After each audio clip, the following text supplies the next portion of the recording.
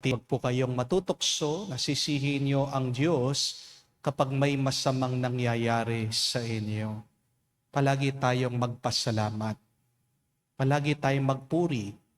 Palagi tayong manalangin at maging masaya. Kasi kahit na mga pagsubok at paghihirap natin ay paghuhubog sa atin para tayo maging mas matatag, maging mas mabuti, at maging mas banal. In our endurance of the pains and challenges, we are being formed and shaped to become holy, to become like God. Si Jesus, nagpasan ng krus, pero ni minsan hindi niya minura, sinisi, hindi siya nagalit sa kanyang ama. Palagi lang siyang nagtiwala.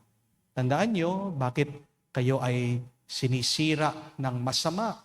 Dahil meron siyang gustong makuha, manakaw. Yan ang ating tuwa. Kaya nga, napangiti ko po yung aking kaibigan. Iniiyakan niya yung mister niya dahil daw po ito ay nilandi ng ibang babae. Pagkakita ko doon sa mister niya, pagkagwapo naman pala, sabi ko. Kasalanan mo yan. Pumili ka ng gwapo. Kung ang napangasawa mong pangit, hindi ka mag-aalala na landian ng ibang babae, di ba? Na dapat masaya ka na merong umaaligid na ibang babae dahil guwapo yung asawa mo, sabi ko. Ganyan ang masama. Kaya sinisira ang ating buhay, pinapasukan tayo ng masama dahil meron tayong kayamanan na hawak. Yan ang kabanalan ng Diyos. Yan ang kabutihan na pinagkaloob ng Diyos sa atin. Pero paano natin malalabanan ang masama? Two things. First, you must learn to ignore the evil one. Huwag mo kakausapin, huwag mo papansinin. But second, you must have the authority, the power to say, stop. Enough is enough. And you could only have that power if you have become strong in prayer. Always pray to have the power to fight the evil one. You cannot fight the evil one by yourself. Ang aking pong habilin sa inyo, di lang yung magdasal, pero sanayin yung inyong sarili.